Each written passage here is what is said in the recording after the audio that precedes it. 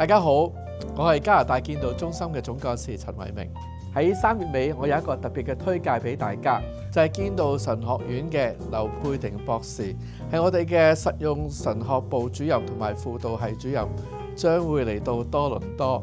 喺講座方面呢，我哋有3月21號7點半至9點喺麥城華人浸信會嘅地府咧，會舉行呢一個嘅叫做咧婚姻中嘅暗湧，迷惘中尋找愛。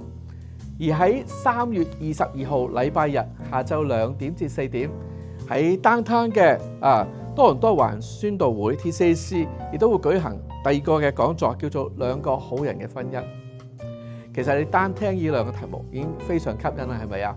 其實婚姻喺時間嘅磨蝕底下咧，有時真係咧好似剩翻責任咁樣。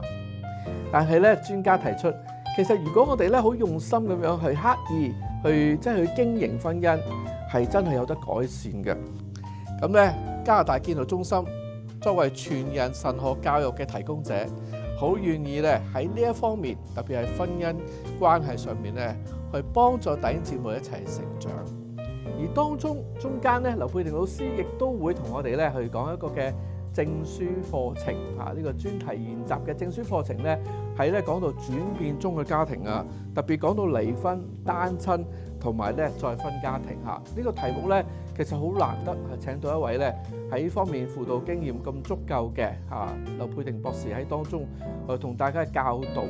咁呢個課程咧係12個半鐘，係一個證書課程嚟嘅，係非學分嘅。但係咧，希望大家都可以透過研習呢個課程咧，能夠助己助人咧，係喺呢個題目上面可以幫助弟兄姊妹，同埋咧更加認識點樣去面對呢啲嘅處境。另外咧，亦都想介紹一個嘅叫做婚姻這門學問，關於咧點樣去使用呢個婚姻輔導工具大家知道市面上都有幾款嘅婚姻輔導嘅工具，但係點樣去選取呢？